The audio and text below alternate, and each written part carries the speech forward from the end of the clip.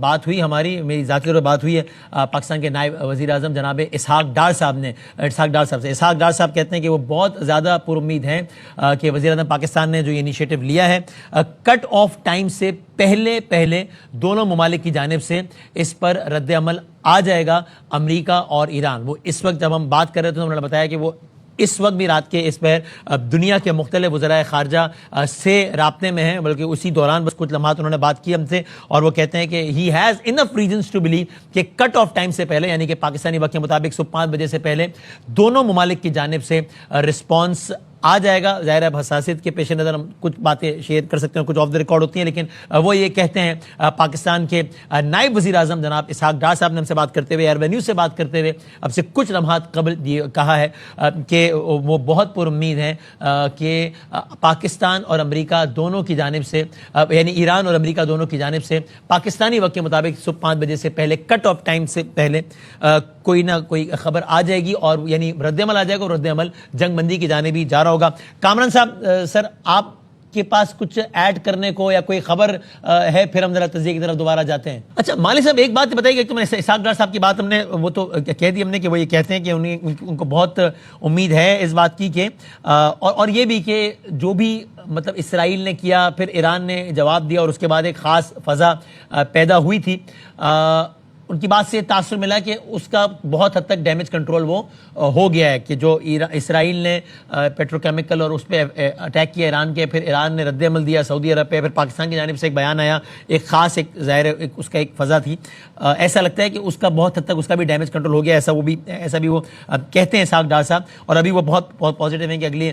یعنی 2 سے 3 گھنٹوں کے اندر فریقین کی جانب سے کٹ آف ٹائم سے پہلے ایک مثبت رد عمل، نہ صرف ایک رد عمل بلکہ مثبت رد عمل آ جائے گا دونوں کی جانب سے۔ لیکن ایک بات جو مجھے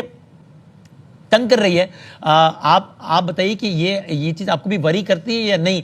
وہ یہ کہ Donald Trump, again knowing Trump, اور جو اس کا ایک مزاج اور پھر ایک رونت اور وہ سارا معاملہ ہے، یہ آبنائے ہرمز پر آ کر بات پھنس نہیں جائے گی کہ ایسا تو نہیں ہوگا کہ نہیں یہ اس کے کھولے بغیر تو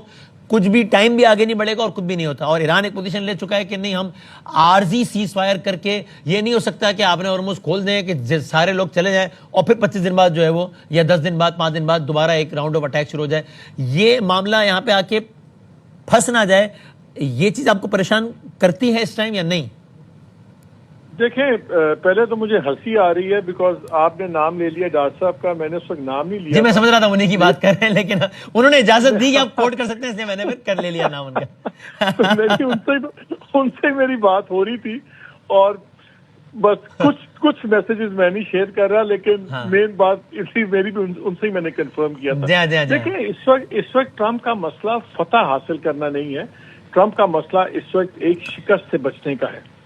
ٹرمپ کے لیے اس وقت وکٹری یہ نہیں ہے کہ ہرمز کھلتی ہے یا نہیں کھلتی، وہ اگر زبانی کلامی بھی تاثر بھی بن جائے نا کہ ہرمز کا کوئی سٹیٹس بند والا نہیں ہے، بس گرے ایریا میں آ گیا، دس از انف فار ہم، اس کو صرف اس وقت اپنی بات سے بیک آف کرنا ہے۔ اس کی اس وقت فتح یہ ہے کہ اس کی شکست نہ بنے۔ So it's a very fine line جس وقت آپ کو، ہمیں اور ہمارے ناظرین کو سمجھنی ہوگی کہ اس وقت وہ فتح نہیں ڈھونڈ رہا، وہ جس کونے میں اس نے جو آپ کو پینٹ کر لیا تھا نا، انگریزی میں کہتے ہیں sometimes you paint yourself in a corner,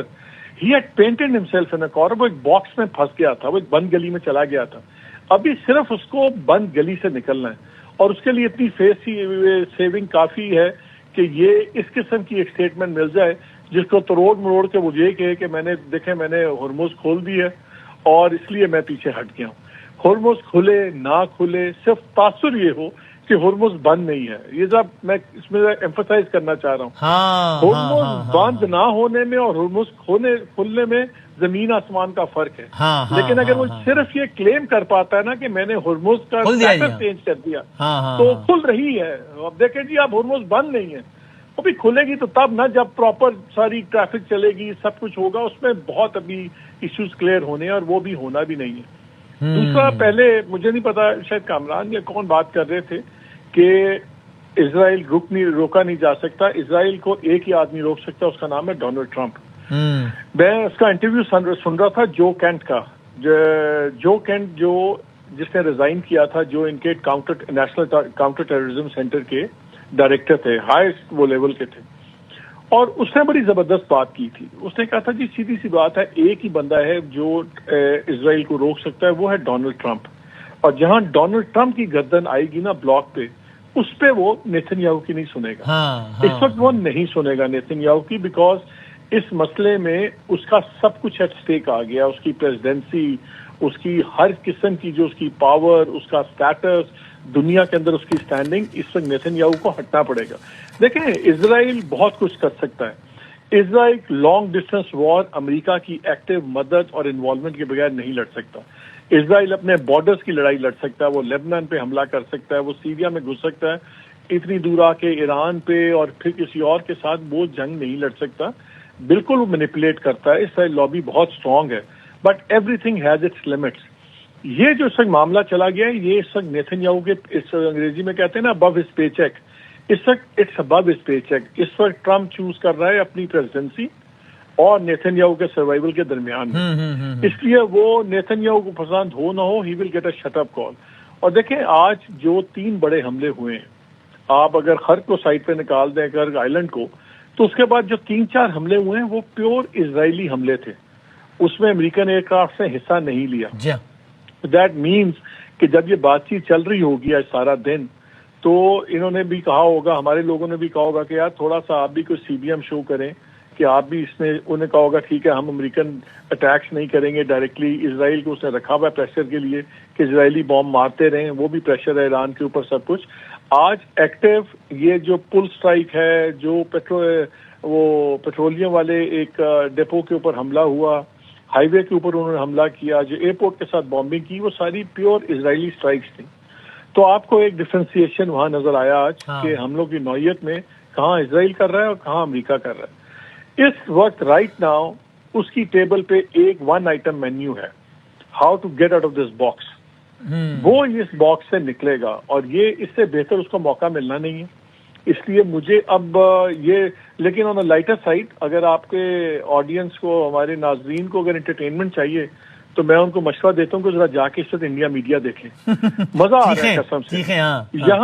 وہاں ابھی فیصلے اناؤنس نہیں ہوئے، وہاں صفحے ماتم بچ گئے.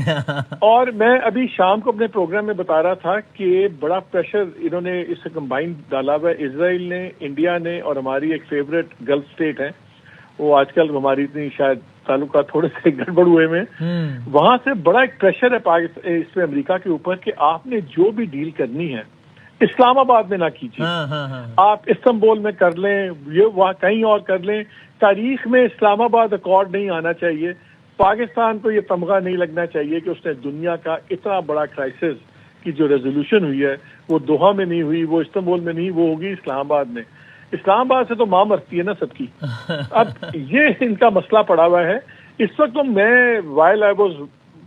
Talking to you and other friends, میں ساتھ ساتھ انڈین میڈیا بھی دیکھ رہا ہوں، قسم سے مزہ آ گیا اس وقت. وہاں ایسی صفحے ماتم ہے، پاکستان کو یہ ہو گیا، پاکستان ان کو چودھری بن گیا، پاکستان کو عزت مل گئی ہے، ہم تو دنیا کو کہتے تھے یہ ٹیررسٹ اسٹیٹ ہے، یہ فلانی اسٹیٹ ہے، روگ اسٹیٹ ہے. ان سے تو برداشت نہیں ہو رہا. تو اس لیے وہ ایک انٹرٹینمنٹ بڑی زبردست اس وقت چل رہی ہے. And one can only imagine کہ اگر ایسی مٹیریلائز ہوتی ہے تو کیا ہوگا. اللہ کرے کہ ہو جائے. ہمیں صرف ان کو انڈین اینگل سے نہیں کہہ رہا میں، امن کے اینگل سے کہہ رہا ہوں کہ اللہ کرے کہ یہ چیز مٹیریلائز